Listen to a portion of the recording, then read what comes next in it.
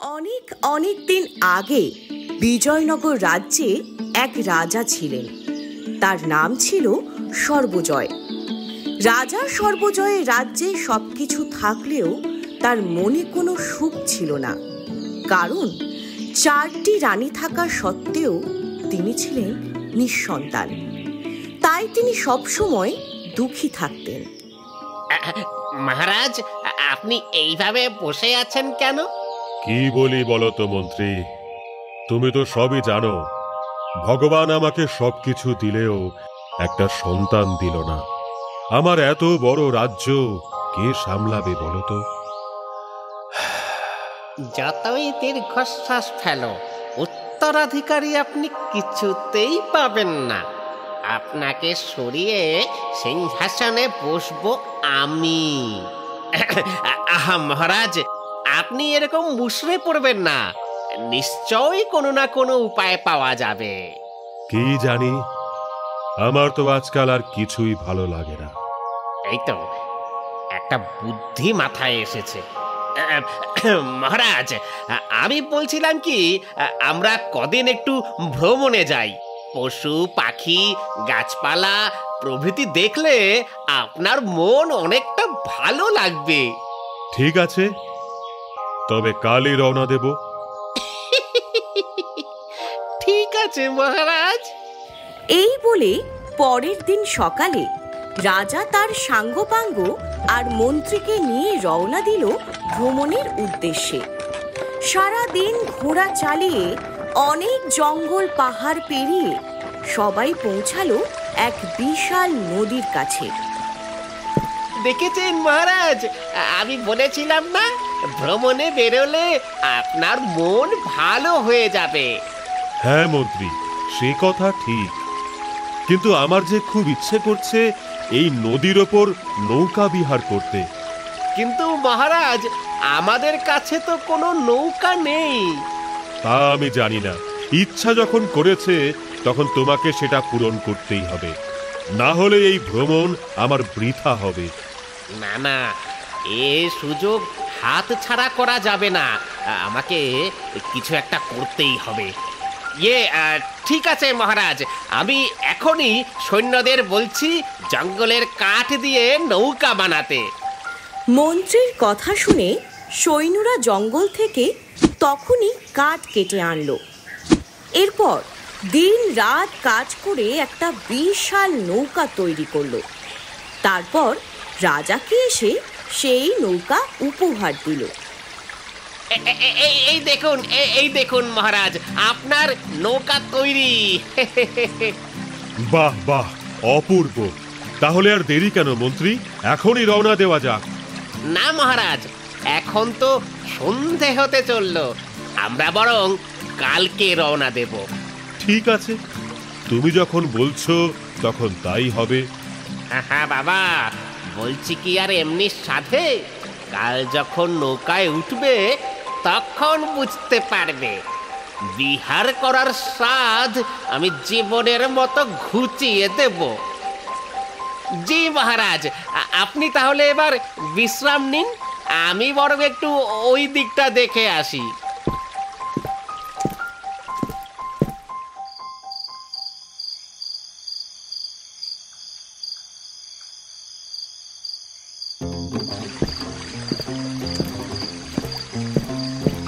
না, এই সুযোগ, এই বেলা নৌকার গায়ে একটা ছিদ্র করি।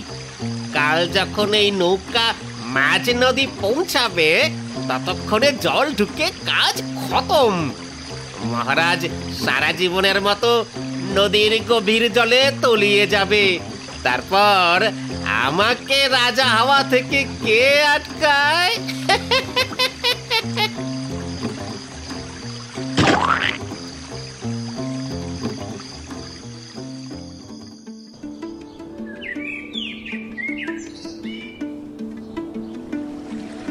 কই গো মন্ত্রী, চলো চলো, কি সুন্দর সকাল, আমার যে আর তর সইছে না। নৌকা বিহার বলে কথা। সবই বুঝছি মহারাজ, কিন্তু আমার বোধহয় আর যাওয়া হবে না। ওমা, সে কি কথা মন্ত্রী? হ্যাঁ মহারাজ, কাল রাত থেকেই পেটটা খুব গড়বড় করছে, তাই আমাকে ডাঙাতেই থাকতে হবে। নৌকাতে যাওয়া খুব একটা বুদ্ধিমানের কাজ হবে না বলেই মনে হচ্ছে মহারাজ। ইস মন্ত্রী, তুমি যে কি করো, সব সময় ব্যাকড়াবাজি। কি করব মহারাজ, আমার পোড়া কপাল। ঠিক আছে ঠিক আছে, অত কান্নাকাটি করতে হবে না। আমি তাহলে রওনা দিই, তুমি এখান থেকেই না হয় দেখো। এইটাই তো চাইছিলাম, সেটাই ভালো মহারাজ।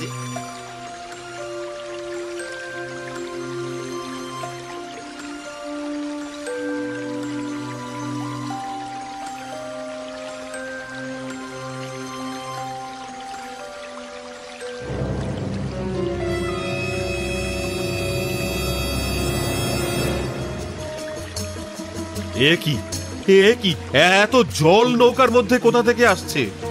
সর্বনাশ হয়ে গেছে মহারাজ, নৌকাতে যে এক বিশাল ছিদ্র। ওমা, সে কি কথা? রওনা দেওয়ার আগে তোমরা ভালো করে দেখোনি? এখন কি উপায়? রওনা দেওয়ার আগে আমাদেরকে নৌকা দেখতে না দিয়ে মন্ত্রী মশাই নিজেই দেখেছেন মহারাজ। কিন্তু আপনি ঘাবড়াবেন না, আমরা যে করেই হোক আপনাকে বাঁচাবই।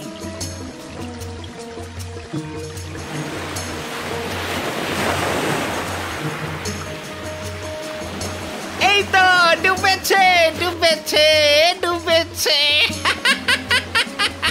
আমার মনোবাঞ্ছা পূর্ণ হয়েছে।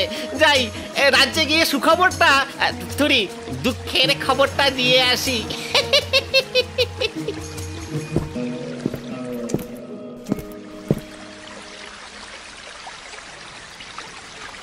ওখানে কি ওটা? এদিকে ভাসতে ভাসতে আসছে। দেখি তো কোনো মানুষ বলেই মনে হচ্ছে। ওমা, এটা যে একটা সত্যিকারের মানুষ। এখন আমি কি করি? এনাকে না সাহায্য করলে ইনি তো মরে যাবেন। আমি বরং এনাকে রানীমার কাছে নিয়ে যাই।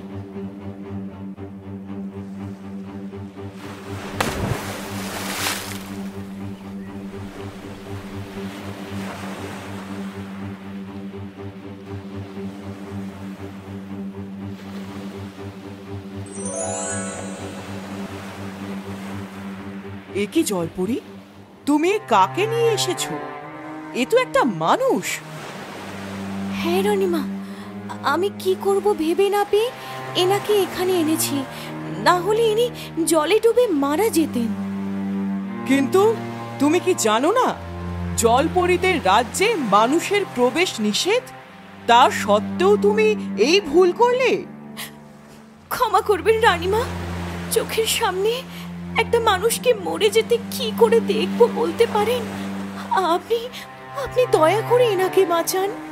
জলপরি, আমি বুঝতে পারছি তুমি খুবই দয়ালু, কিন্তু এই কাজ আমি করতে পারবো না।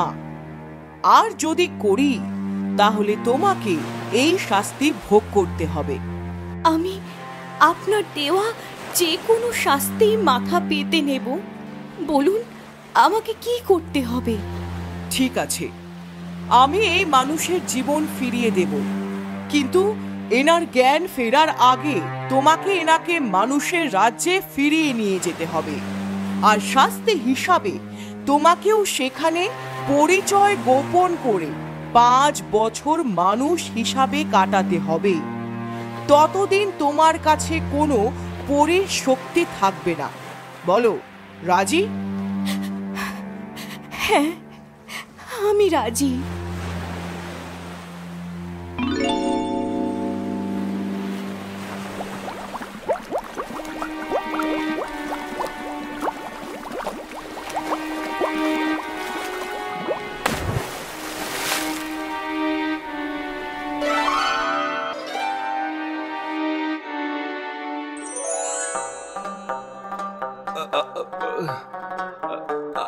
আমি আমি কোথায়? আমার কি হয়েছে? চিন্তা করবেন না, আপনি এখন একদম সুস্থ আছেন। কে তুমি? আর আমার সাঙ্গপাঙ্গ কোথায়? আমি আমি এখানে কি করে? আমি এই নদীর ধারেই থাকি। আমার নাম ঝিনুক মালা। সকালে নদীর ঘাটে জল নিতে এসে আপনাকে অজ্ঞান অবস্থায় পাই, আর কাউকেই দেখতে পাইনি। তাই নিজে থেকেই আপনার সেবা করতেই আপনি জ্ঞান ফিরে পেলেন। আমাকে সারিয়ে তোলার জন্য অসংখ্য ধন্যবাদ। আমি এই রাজ্যের রাজা। সৈন্যদের নিয়ে একটু নৌকা বিহারে বেরিয়েছিলাম, কিন্তু এক বিশাল ঢেউয়ের সঙ্গে ধাক্কা লেগে আমার নৌকা ডুবে যায়। তারপরে আমি আর কিছুই জানি না। ইনি মানুষের দেশের রাজা? আচ্ছা, তোমার মতন একজন রূপসী মেয়ে এখানে নির্জনে থাকো কেন? তোমার বাড়িতে কে আছে? দুর্ভাগ্যের কথা আর কি বলবো মহারাজ, আমার সাতকুলে কেউ নেই। তাই একা এই নদীর ধারে কুঁড়ে ঘর বেঁধে থাকি। ফলমূল খেয়ে দিন কাটে কোনোভাবে। না না, তোমার মতন একজন দয়াবান মেয়ের এইভাবে অভাবে দিন কাটতে পারে না। তুমি আমাকে সেবা করে সুস্থ করেছো। বলো বলো, তোমার কি চাই? আমার কিছুই চাই না। আপনি হলেন মহারাজ। আপনাকে সেবা করার সুযোগ পেয়ে আমি ধন্য। তাই তার পরিবর্তে আমি কিছুই চাই না, কারণ সেবা হলো পরম ধর্ম। তোমাকে দেখে আমি মুগ্ধ ঝিনুকমালা। আমি তোমাকে কি বলে ধন্যবাদ জানাবো আমি জানি না। তাই আমি চাই তুমি আমার সঙ্গে রাজপ্রাসাদে চলো। আমি তোমাকে রানী করে রাখতে চাই, অবশ্য তুমি যদি চাও। মহারাজ, এই তো অভাগীর জন্য স্বর্গ পাওয়ার মতন ব্যাপার। এতে রাজি না হলে আপনাকেই অপমান করা হবে। তাহলে এবার প্রাসাদে ফেরা যাক। তারপর ঝিনুক মালাকে সাথে নিয়ে মহারাজ ঘোড়া ছোটালেন রাজপ্রাসাদের দিকে। রাস্তা দিয়ে যেতে যেতে ঝিনুকমালাও দেখল পৃথিবীর সৌন্দর্য। এদিকে মহারাজকে ঘোড়া ছুটিয়ে প্রাসাদের দিকে আসতে দেখে মন্ত্রী যেন নিজের চোখকে বিশ্বাস করতে পারল না। এ কি, মহারাজ এখনো বেঁচে আছেন? আমি তো ভাবলাম জলে ডুবে উনি মারাই গেছেন। কিন্তু এটা কি করে সম্ভব? আর মহারাজের সঙ্গে এটা কে? এ কি মহারাজ, আপনি? কেন মন্ত্রী, তুমি কি ভেবেছিলে আমি মারা গিয়েছি? না না মহারাজ, এমন অলক্ষণে কথা মুখেও আনবেন না। দরদ যেন উঠলে উঠছে। তা এতই দরদ যখন, তখন আমাকে সাহায্য না করে ওখান থেকে চম্পট দিলে কেন? না মহারাজ, আপনি ভুল করছেন। আমি রাজপ্রাসাদে ফিরে এসেছিলাম সৈন্যদের সাহায্য নিতে। থাক থাক, আর আমাকে বোঝাতে হবে না। তোমাকে তোমাকে আমি চিনি না ভাবছো? ভাবলে এই সুযোগে যদি রাজ্যটা হাতিয়ে নিতে পারো, হ্যাঁ? কিন্তু সেটি আর হচ্ছে না। এ বাবা, এ তো দেখছি হাতে হাড়ি ভাঙছে। না, যে করেই হোক আমাকে পরিস্থিতি সামাল দিতে হবে। এ বাবা মহারাজ, আপনি আমাকে ভুল চিনেছেন মহারাজ। আপনাকে ঠকানোর আগে আমার মরে যাওয়া ভালো। থাক থাক, খুব হয়েছে। এখন আমার জন্য একটা কাজ করো দেখি। কি কাজ মহারাজ? আপনি শুধু আজ্ঞা করুন। কিন্তু তার আগে বলুন, আপনার সঙ্গে ইনি কে? দেখে তো ভিনদেশি মনে হচ্ছে। ইনি হচ্ছেন ঝিনুকমালা। ইনি তোমাদের নতুন রানীমা হতে চলেছেন। তাই শুভ কাজে দেরি না করে তাড়াতাড়ি সম্পন্ন করাই ভালো। তুমি শীঘ্রই আমাদের বিবাহের ব্যবস্থা করো। হ্যাঁ, এখন যাও, হাঁ করে দাঁড়িয়ে থেকো না, কাজে লেগে পড়ো। জি মহারাজ।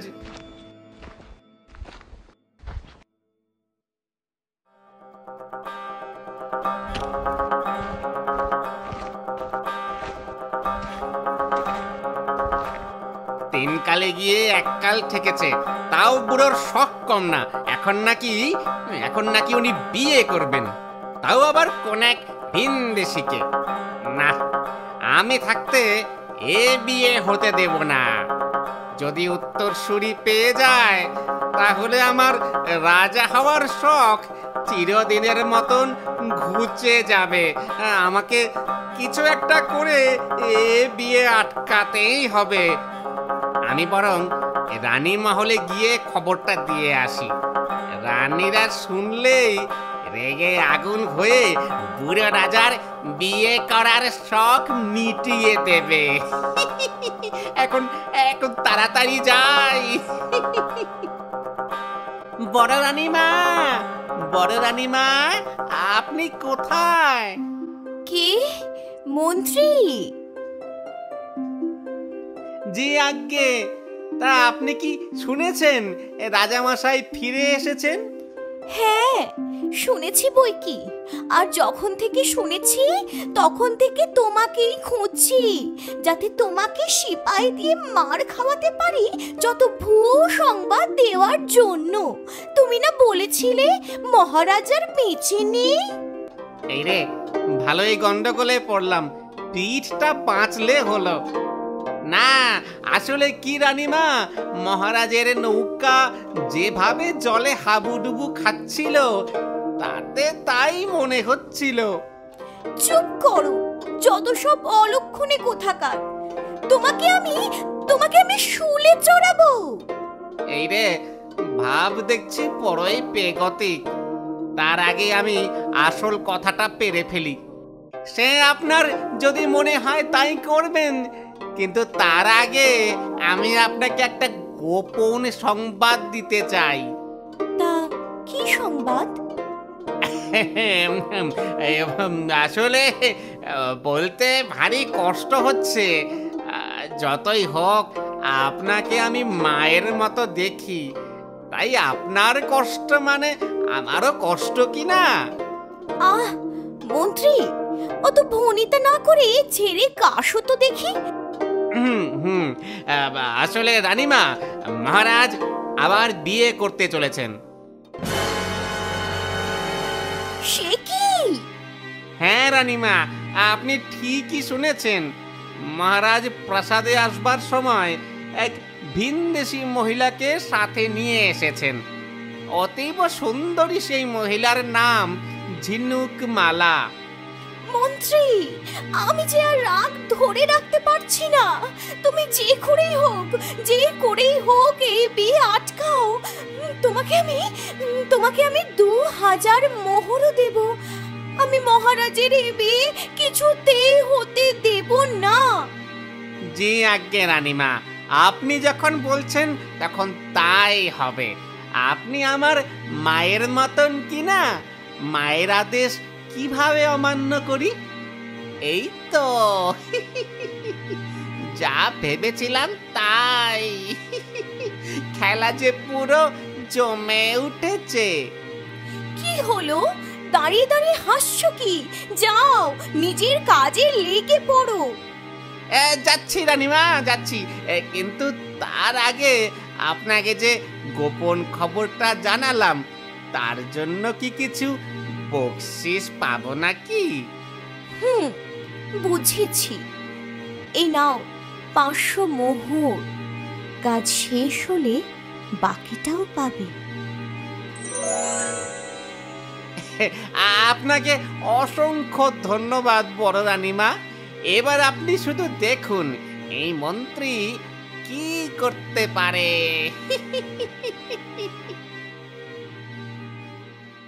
এই যে মন্ত্রী, বলি কোথায় যাওয়া হয়েছিল শুনি? এই তো মহারাজ, কোথায় আর যাব, এই আপনার বিয়ের একটু তোড়জোড় করতে গিয়েছিলাম আর কি। তা তোড়জোড় কদ্দূর হলো শুনি? তা মহারাজ, আর দুদিনের মধ্যে সব আয়োজন হয়ে যাবে, আপনি কিচ্ছু চিন্তা করবেন না। এই মন্ত্রী থাকতে আপনার কোনো সমস্যা হবে না। ঠিক আছে, ঠিক আছে। আজ্ঞে মহারাজ। বাবা, এই বুড়োর যেন আর বিয়ে করার তর সইছে না, একেবারে জ্বালিয়ে মারলো। কিন্তু যতই তাড়াহুড়ো করো না কেন, এই বিয়ে আমি কিছুতেই হতে দেব না। কি হলো মন্ত্রী, দাঁড়িয়ে দাঁড়িয়ে কি ভাবছো? না মানে মহারাজ, ভাবছিলাম আপনার বিয়ে বলে কথা, কত লোকের আয়োজন, তাই আর দেরি না করে কাজে লেগে পড়ি।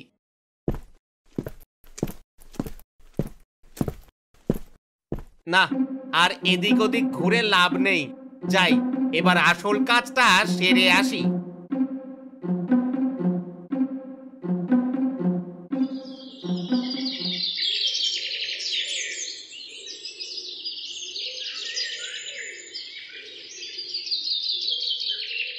নতুন রানীমা, নতুন রানীমা।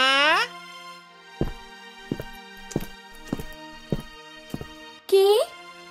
ও মন্ত্রী।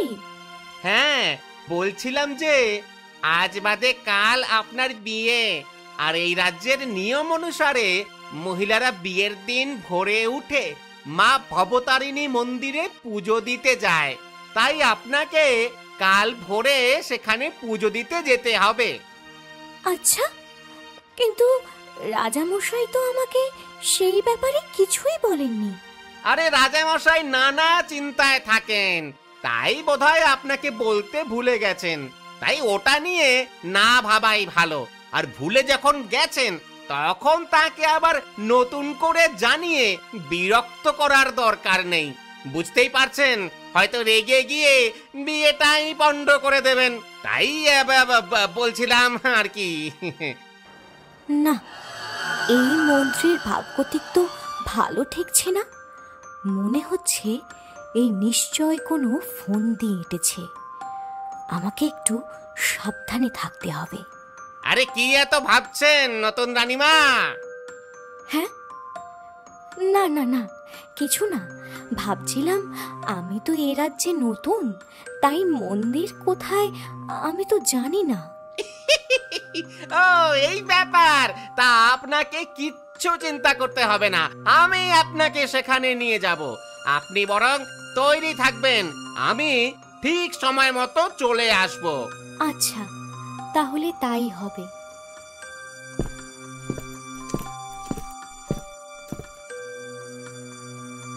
হ্যাঁ বাবা, কাল ভোরেই কাজ হাসিল করতে হবে, যাতে সকালে আর বিয়ের ফুল ফুটতে না পারে। ঝিনুকমালাকে একবার ওই পাহাড়ের উপরে নিয়ে যেতে পারলেই কেল্লা ফতে, এক ধাক্কায় পাহাড় থেকে নিচে।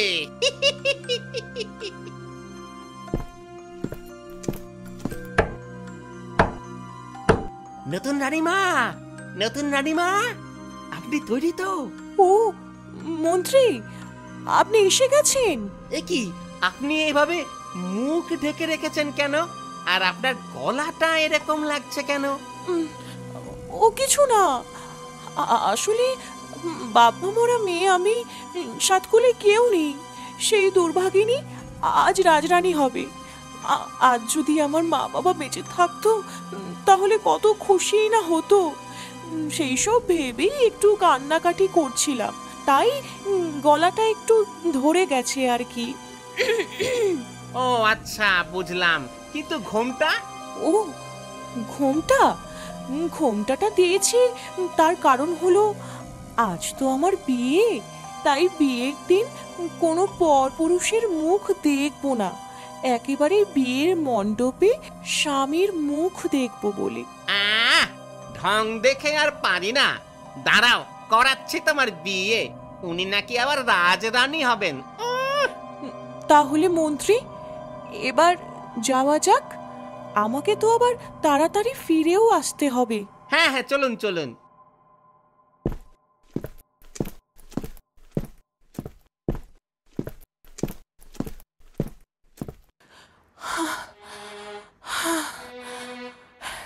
এ কি মন্ত্রী, আর কত দূর যেতে হবে? আপনি যে বলেছিলেন পাহাড়ের উপর মন্দির, কিন্তু কিন্তু এখানে তো কোনো মন্দিরই দেখতে পাচ্ছি না। কি করে দেখবে ঝিনুকমালা? এখানে তো কোনোদিনই কোনো মন্দির ছিল না। মানে? মানে আর কি, মানে আমি চাই এই বিয়েটা কোনোভাবেই না হোক, তাই আমি তোমাকে এখানে এনেছি এই পাহাড় থেকে ধাক্কা মেরে ফেলে দেব বলে। কিন্তু কেন? আমি আপনার কি ক্ষতি করেছি? উফ, এত প্রশ্ন।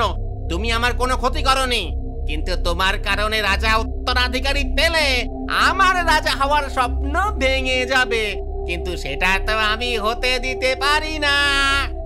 কিন্তু কিন্তু তা বলে আপনি আমাকে মেরে ফেলবেন? দয়া করে এমনটা করবেন না মন্ত্রী মশাই। আমি না হয় এখান থেকে চলে যাব, আমি বিয়েই করব না। আমি আপনার কাছে জীবন ভিক্ষা চাইছি মন্ত্রী মশাই, আপনার কাছে জীবন ভিক্ষা চাইছি। এই মেয়ে, এই এই কান্নাকাটি থামাও। তুমি কি আমাকে পাগল পেয়েছো যে আমি তোমাকে ছেড়ে দিই আর তুমি গিয়ে রাজার কাছে নালিশ করো? না না, আমি করব না নালিশ। আপনি আমাকে বিশ্বাস করুন মন্ত্রী মশাই। ভালো বলেছ, আমি করব তোমায় বিশ্বাস। আচ্ছা, তাহলে এক কাজ করুন, যতক্ষণ বিয়ের লগ্ন থাকবে ততক্ষণ আমাকে এখানে এই গাছের সাথে বেঁধে রাখুন। তারপর লগ্ন শেষ হলে আমাকে এখান থেকে নির্দ্বিধায় মুক্তি দিন, কারণ লগ্নভ্রষ্টা মেয়েকে কেউ বিয়ে করতে চায় না। তাই আমার এই জীবনে আর বিয়েই হবে না। আমি না হয় অন্য রাজ্যে চলে যাব। আগেও একা ছিলাম, পরেও না হয় একাই থাকবো। মেয়েটা কথাটা তো খারাপ বলেনি, আর তাছাড়া ছুঁচো মেরে হাত গন্ধ করে তো লাভ নেই। আসল কথাটা হলো বিয়েটা আটকানো, আর সেটা তো এইভাবেও সম্ভব। ঠিক আছে, আমি তোমাকে এখানে বেঁধে রাখছি, কিন্তু যদি কিছু চালাকি করার চেষ্টা করেছ তাহলে তোমার টুটিটা আমি কেটে দেব।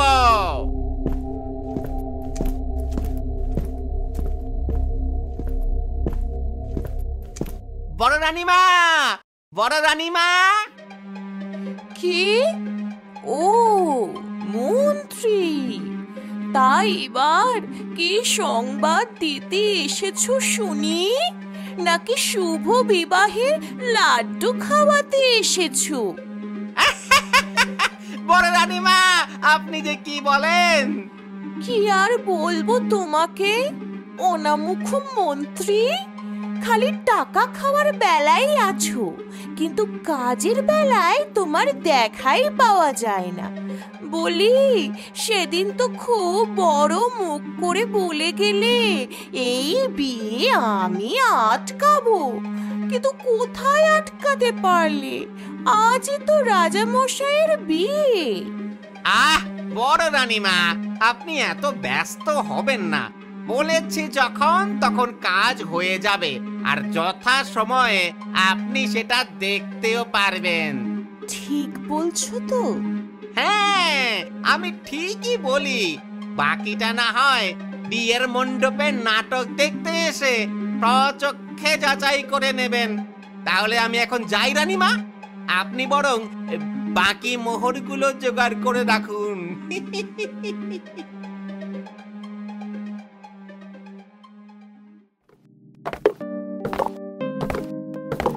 না, সকালের আলো ঠিক করে ফোটার আগেই রাজবাড়িতে পৌঁছাতে হবে, যেন কাক পক্ষীতেও বিষয়টা জানতে না পারে।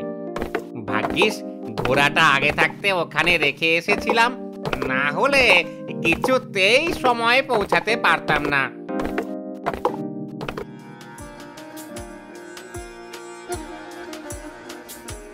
ওমা, মহারাজ তো দেখছি একেবারে তৈরি। এই যে মন্ত্রী, তোমার এখন আসার সময় হলো? বলি তোমার কি কোনো কাণ্ডজ্ঞান নেই নাকি? কতটা বেলা হয়ে গেল বলো তো? আরে মহারাজ, আপনি এত রাগ করছেন কেন? এই তো আমি এসে গিয়েছি। চারিদিকের কাজ সামলে আসতে একটু দেরি হয়ে গেল আর কি। ঠিক আছে, হয়েছে হয়েছে। লগ্ন যে বয়ে গেল, এখন তাড়াতাড়ি যাও, ঝিনুকমালাকে বিয়ের মণ্ডপে আনার ব্যবস্থা করো। বাবা, মহারাজের যেন আর তর সইছে না, একেবারে পাগল করে দিল। কি গো, দাঁড়িয়ে দাঁড়িয়ে দেখছো কি? এই তো মহারাজ, এখনই যাচ্ছি।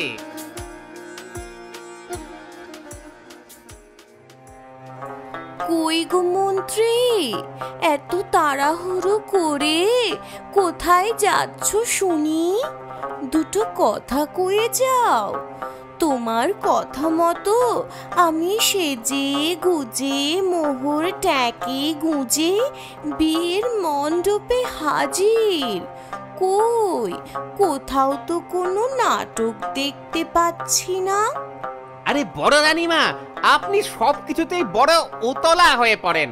একটুখানি সবুর করুন, সবকিছুই দেখতে পাবেন। এই তো রাজামশাই মণ্ডপে এসে গেছেন। কই, কে কোথায় আছো? এবার কন্যাকে নিয়ে এসো, লগ্ন যে বয়ে যাচ্ছে। মন্ত্রী, তুমি কি শুনতে পাচ্ছ না পুরোহিত কি বলছেন? ঝিনুকমালাকে নিয়ে আসতে লোক পাঠাও। লোক তো পাঠিয়ে দিয়েছি মহারাজ, নতুন রানীমা এসে পড়লেন বলে।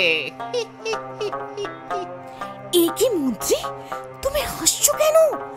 ঝিনুকমালা এসে পড়লে বিয়েটা তো হয়েই যাবে। আহ, বড় রানীমা, আপনি শান্ত হন। ঝিনুকমালা এই বিয়ের মণ্ডপে কোনোভাবেই পৌঁছাতে পারবে না, তাই এই বিয়েটাও আর হবে না। মানেটা একটু খোলসা করে বলো দেখি, আমি তো কিছুই বুঝতে পারছি না। মানেটা হলো, ওই যে দক্ষিণ দিকের উঁচু পাহাড়টা দেখতে পাচ্ছেন, ওর উপরে আমি ঝিনুকমালাকে বেঁধে এসেছি আজ ভোর রাতে। তাই ওর পক্ষে এই বিয়েতে আসা সম্ভব না। আর কোনোভাবে যদি বাঁধন ছাড়িয়ে আসতে চায়, তাহলে আজ রাতের আগে এখানে পৌঁছাতে পারবে না। ততক্ষণে বিয়ের লগ্ন শেষ, আর লগ্ন ভ্রষ্টা মেয়েকে কেউ বিয়ে করে না।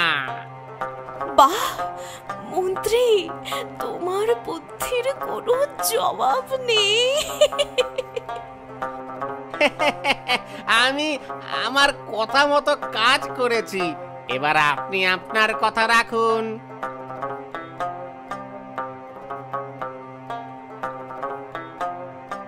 এই তো নতুন রানীমা এসে গেছে, নতুন রানীমা এসে গেছে।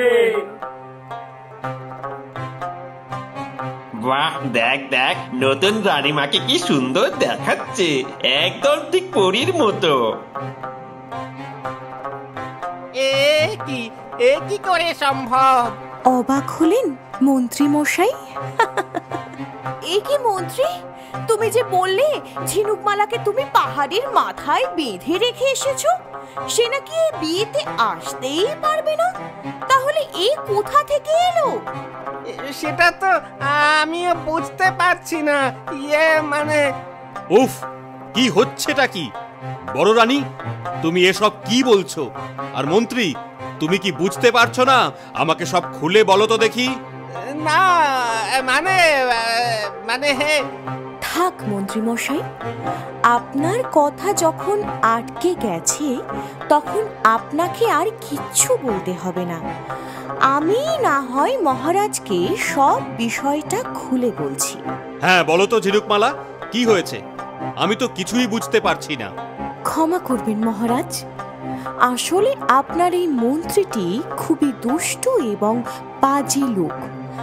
আমাদের এই বিয়েটা যাতে না হয়, তার জন্য সে এক ভয়ানক ফন্দি এঁটেছিল। এমনকি তাতে আমার প্রাণ সংশয়ও হতে পারত। এসব কি বলছো ঝিনুকমালা? হ্যাঁ মহারাজ, আমি যা বলছি ঠিক বলছি। কালই মন্ত্রী আমার সঙ্গে দেখা করতে এসেছিল রানী মহলে। সে এসে আমাকে প্রস্তাব দেয় আমাকে নাকি আজ ভোরে দক্ষিণের পাহাড়ের মাথায় এক মন্দিরে পুজো দিতে যেতে হবে, আর এটাই নাকি এই রাজ্যের নিয়ম।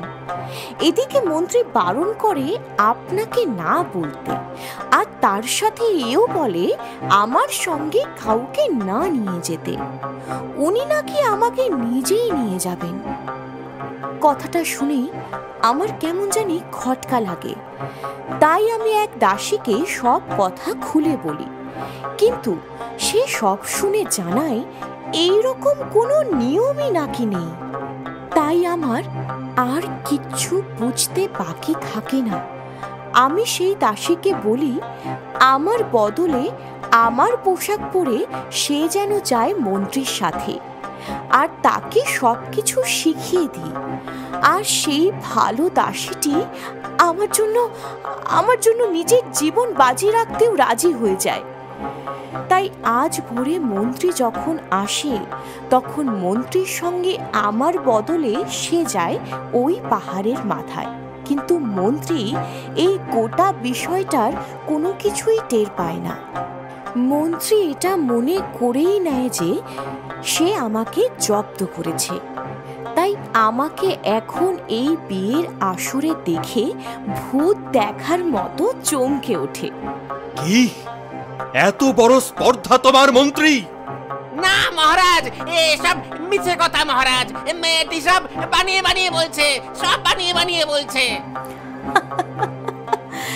আচ্ছা তাই নাকি? চিন্তা করবেন না মন্ত্রী মশাই, আমার কাছে সাক্ষী আছে। মানে আমি জানতাম আপনার সঙ্গে গেলে দাসীটির প্রাণ সংশয় হতে পারে, কিন্তু আমার জন্য একজন সৎ, দয়ালু আর নিরীহ মানুষের প্রাণ নাশ হোক সেটা আমি কোনোদিনও চাইতাম না। তাই আপনারা বেরিয়ে যাওয়ার পর দুজন সৈন্য আপনাদের অনুসরণ করে, আর আপনার সমস্ত নাটকের পর তারা দাসীটিকে সসম্মানে এখানে ফিরিয়ে আনার জন্য প্রতিজ্ঞাবদ্ধ। আশা করি তারা কিছু সময়ের মধ্যেই এখানে এসে যাবে। আমি তোমাকে ছাড়ব না ঝিনুকমালা। সিপাই, এখনই মন্ত্রীকে নিয়ে গিয়ে কাল কুঠুরিতে বন্দি বানাও। মন্ত্রী, তোমাকে আমি শুলে চড়াবো। না মহারাজ, আমাকে ছেড়ে দিন মহারাজ, আমাকে ক্ষমা করুন। আমি এমন ভুল আর কোনো দিন করব না। পুরো মন্ত্রীটার জন্য আমার মোহরগুলো সব চলে গেল। এখন মান থাকতে এখান থেকে কেটে পড়ি। বলা যায় না এই নতুন রানী যা ধুরন্ধর মেয়ে, তাতে করে আমাকেই না আবার শাস্তি দিয়ে বসে। ঝিনুকমালা, তোমার মতন বুদ্ধিমতী এমন একজন রানী পেয়ে আমি ধন্য।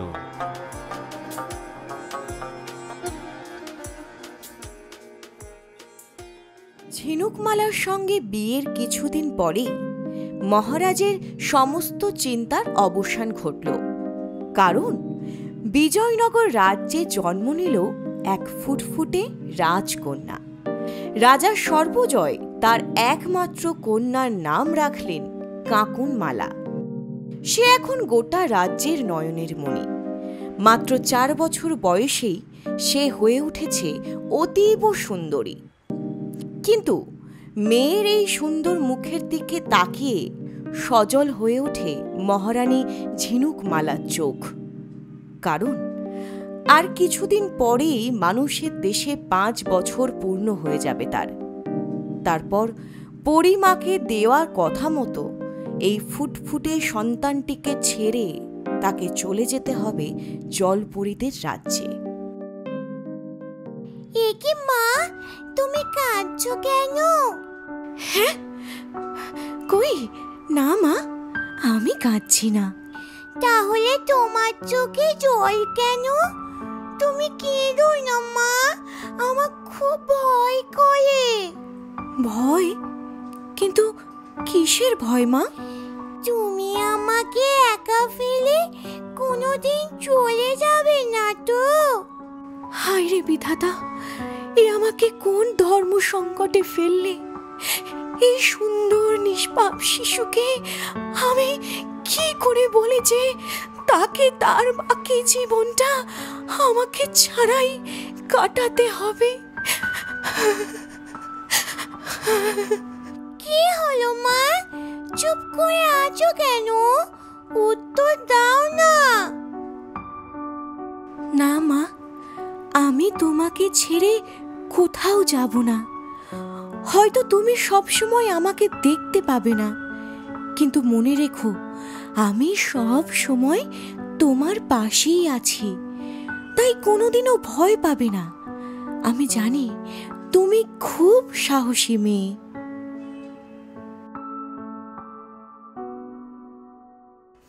এইভাবে যত দিন কাটতে থাকে, মেয়ের মুখের দিকে তাকিয়ে ঝিনুকমালা আরো মুষড়ে পড়ে।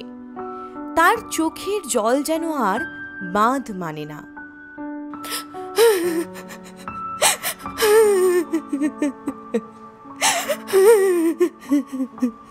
এরপর এলো সেই দিন, যেদিন ঝিনুকমালাকে সত্যিই চলে যেতে হবে।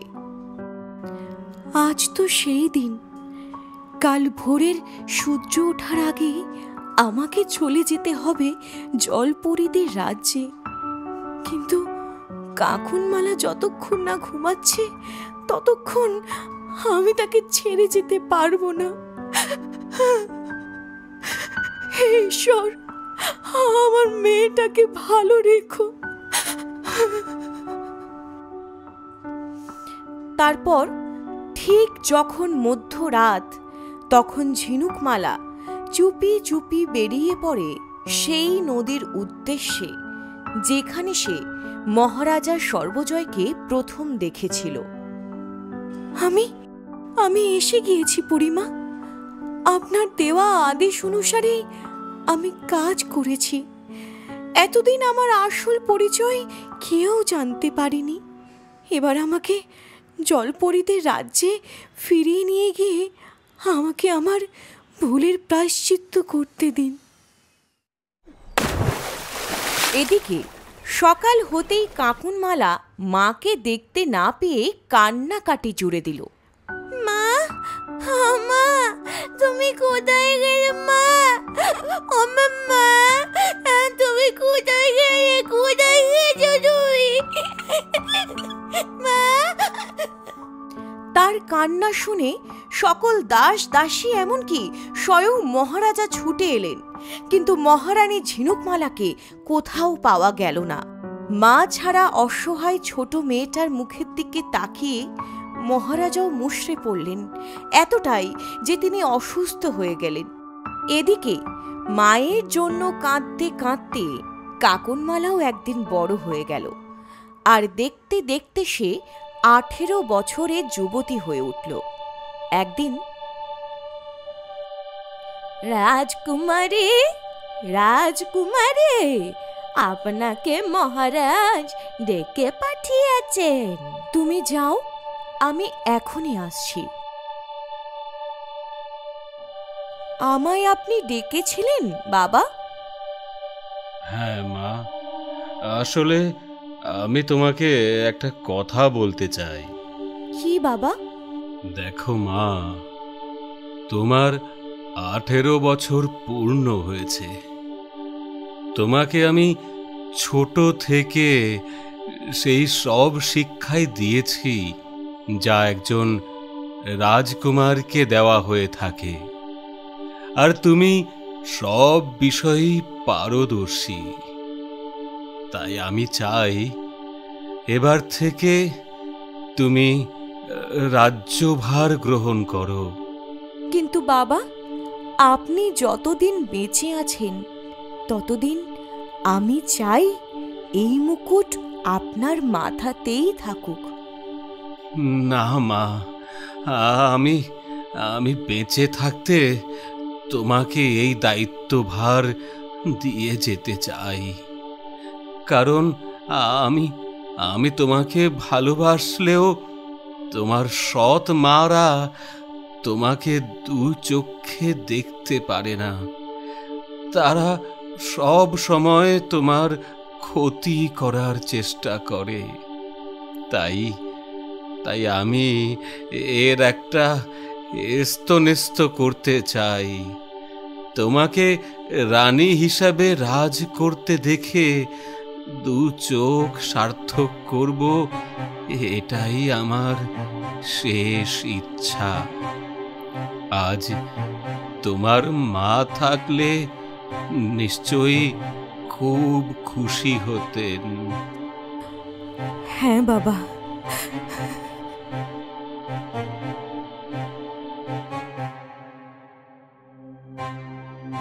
বড় রানীমা, বড় রানীমা, সর্বনাশ হয়ে গেছে।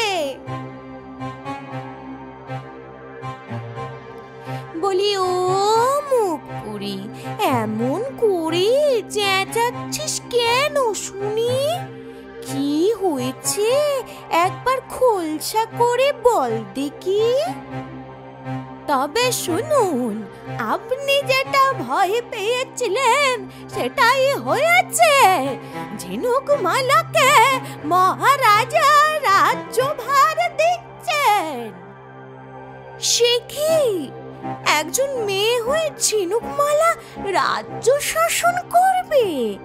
হ্যাঁ রে, তুই ঠিক শুনেছিস তো? তোর মাথা খারাপ হয়ে যায়নি তো? হ্যাঁ গো হ্যাঁ, আমি ঠিক শুনেছি। আর মাথা আমার না, ওই বুড়ো রাজার খারাপ হয়েছে, তাই অমন অনর্থ করতে চলেছে। ঠিকই বলেছিস, পুরুষ রাজা ছাড়া রাজ্য চালানোর স্বপ্ন দেখছি, সেটা একটা অনর্থই বটে। বলি, মেয়েদের হাতে তলোয়ার তুলে দিলেই সে তো আর রাজা হয়ে যায় না। ঠিক ঠিক। হ্যাঁ রে দাসী, তোকে একটা কাজ করতে হবে। কি কাজ বড় রানীমা? তোকে একবার কাল কুঠুরিতে গিয়ে মন্ত্রীর সঙ্গে দেখা করতে হবে।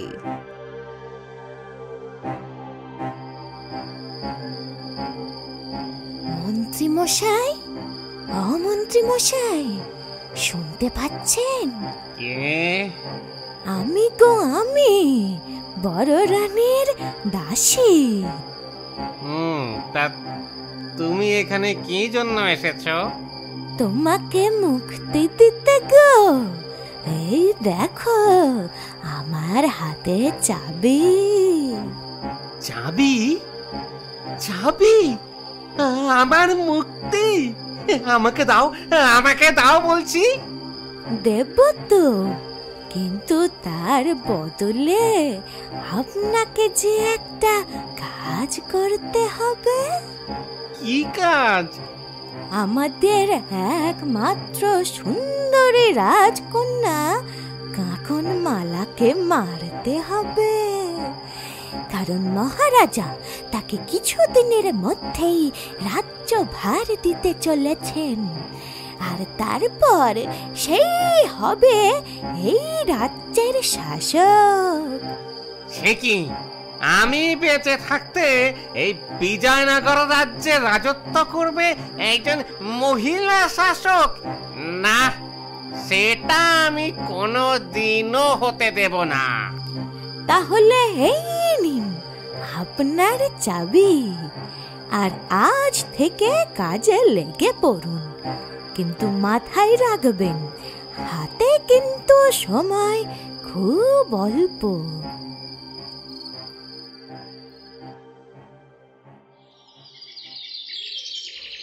মা, আরেকদিন পরেই আমার রাজ্যাভিষেক। আমি রানী হয়ে এই বিজয়নগর রাজ্য শাসন করব। আমার সমস্ত স্বপ্ন পূরণ হবে। আমি জানি তুমি আজ এখানে থাকলে খুব খুশি হতে মা।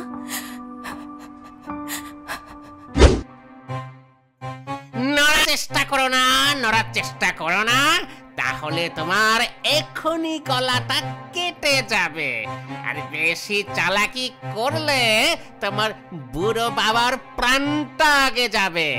এখন আমি যা বলছি তুমি তাই করার চেষ্টা করো না, নড়ার চেষ্টা করো না, তাহলে তোমার এক্ষুনি গলাটা কেটে যাবে।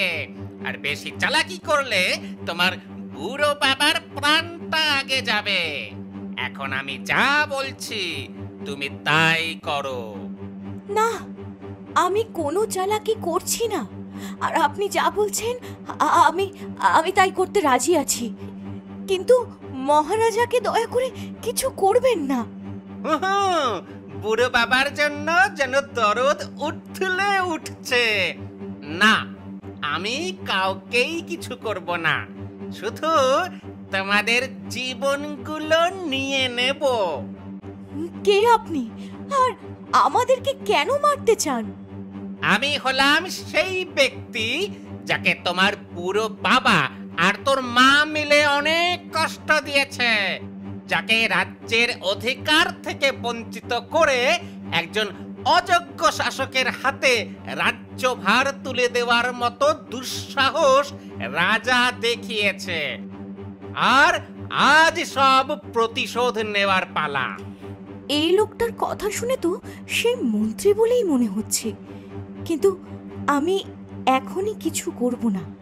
আগে আমি আমার বাবাকে একবার দেখতে চাই, কারণ এর দলে আরো অনেক লোক থাকতে পারে। আমি কিছু করে ফেলে হয়তো ওরা বাবাকেই মেরে বসবে। এখন যেমনটা বলছি তেমনটা করো, কোনো চিৎকার চেঁচামেচি ছাড়া ঘোড়ায় বসো আমার সঙ্গে। কিন্তু বাবা, চিন্তা নেই, ওই বুড়োটাকেও নিয়ে আসবো। বাপ মেয়ে একে অপরকে শেষ দেখা দেখতে পাবে। এ আমাকে কোথায় নিয়ে এলেন, আর বাবা কোথায়? কাকুনমালা, আমি এখানে কাকুনমালা। এরা তোমাকেও বেঁধে এনেছে। বাবা, আপনি কোনো চিন্তা করবেন না, ওরা আমাদের কোনো ক্ষতি করতে পারবে না। তাই নাকি? তবে দেখা যাক কোনো ক্ষতি করতে পারি কিনা। এই, কে আছিস? আমাদের সাধের রাজা আর রাজকুমারীকে হাত পা বাঁধা অবস্থাতেই নদীর জলে ফেলে দে, কুমিরে এসে ওদের ছিঁড়ে খাক। না না না না।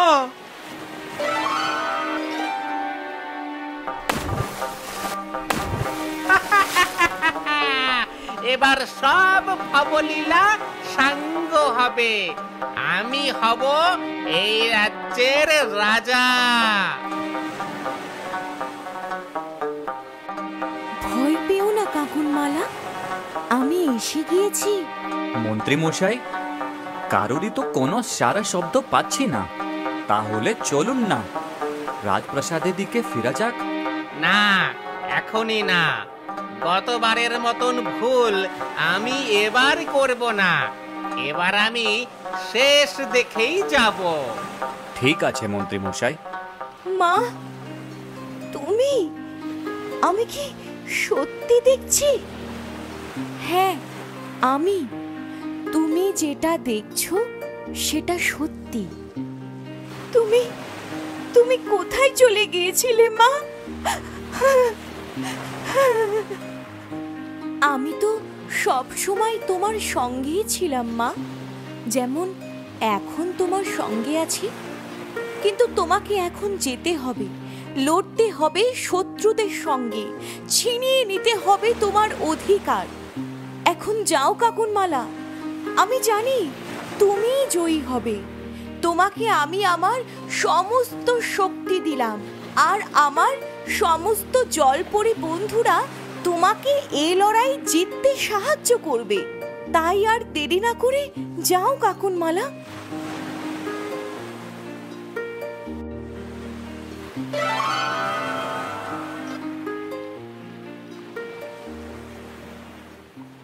না, এবারে মনে হচ্ছে সত্যি সত্যি কুমিরে খেয়েছে। তাই আর দাঁড়িয়ে থেকে লাভ নেই। আমি বরং রাজপ্রাসাদে ফিরে রাজসিংহাসনে জাঁকিয়ে বসি।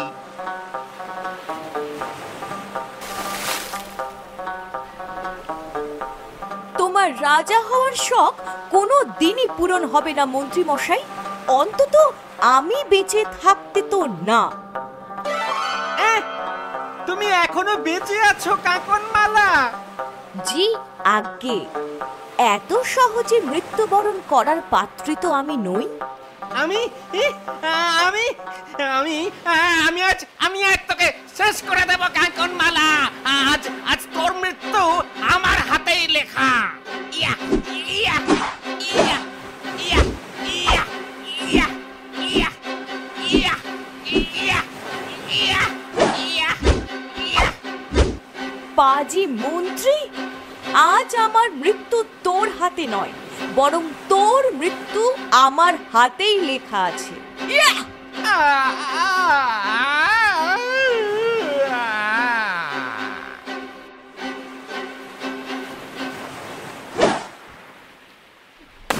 কাকনমালা, আমি জিতে গিয়েছি মা, আমি জিতে গিয়েছি বাবা।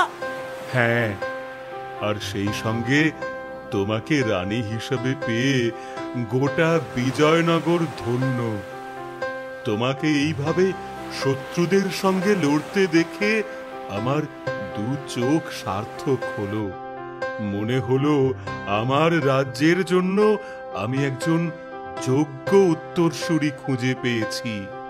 বাবা, মা,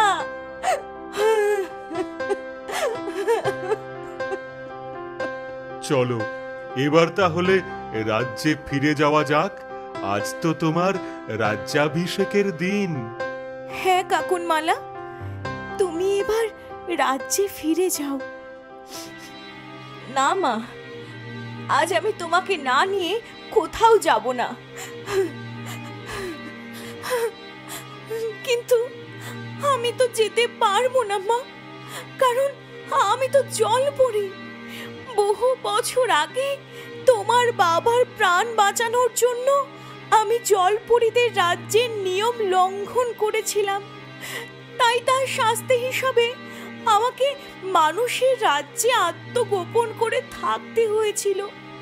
কিন্তু শাস্তির মেয়াদ শেষ হতেই আমাকে সব ভুলে এই জলপরীদের রাজ্যে ফিরে আসতে হয়েছে। কিন্তু মা, তোমার কি আমার জন্য এতটুকুও মন খারাপ করে না? করে তো মা। আসলে পরিমার দেওয়া শাস্তির ওই 5টা বছর নামী শাস্তি হলেও আদতে ছিল আমার জীবনের সব থেকে আনন্দময় সময়। কারণ আমি তখন তোমায় পেয়েছিলাম। কিন্তু আমার জীবনের আসল শাস্তি সেদিন থেকে শুরু হয় যেদিন থেকে আমি তোমায় ছেড়ে আলাদাভাবে বাঁচতে শুরু করি। এমন কোনো দিন নেই যেদিন আমি তোমার কথা ভাবিনি কাকনমালা। তাহলে চলো না মা, আমাদের সঙ্গে রাজপ্রাসাদে ফিরে চলো, আমরা সবাই মিলে আবার একসঙ্গে থাকি। কিন্তু সেটা কিভাবে সম্ভব কাকনমালা? আমি এই রূপ আর শরীর নিয়ে তো মানুষের রাজ্যে এক মুহূর্তের জন্য বাঁচতে পারবো না। চিন্তা করো না জলপরি, তুমি যদি সত্যি যেতে চাও তাহলে আমি তোমাকে চিরদিনের জন্য মানুষ বানিয়ে দিতে পারি। কিন্তু একটা কথা মনে রেখো, একবার মানুষে পরিণত হয়ে যাওয়ার পর তুমি 1000 বার চাইলেও আর কোনোদিনের জন্য জলপরি হতে পারবে না। এবার ভেবে দেখো তুমি কি করবে। পরিমা, আমি জানি জল আমাদের জন্য সবকিছু, আপনারা সকলেই আমার খুব আপন। কিন্তু এই মুহূর্তে দাঁড়িয়ে কোনো কিছুই আমার সন্তান আর স্বামীর থেকে বড় নয়। তাই আপনার কাছে আমি হাত জোর করে অনুরোধ করছি যে আমাকে আপনি মানুষ বানিয়ে দিন, যাতে বাকি জীবনটা আমি ওদের সঙ্গে কাটাতে পারি। ঠিক আছে, তবে তাই হোক।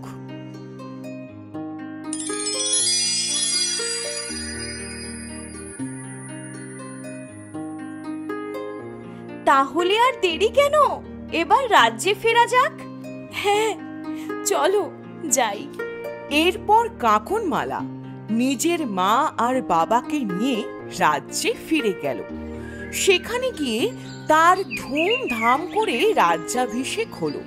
আর তারপর সে বিজয়নগর রাজ্যের সোনার মুকুট মাথায় দিয়ে রানী কাকনমালা হয়ে রাজ্য শাসন করতে লাগলো।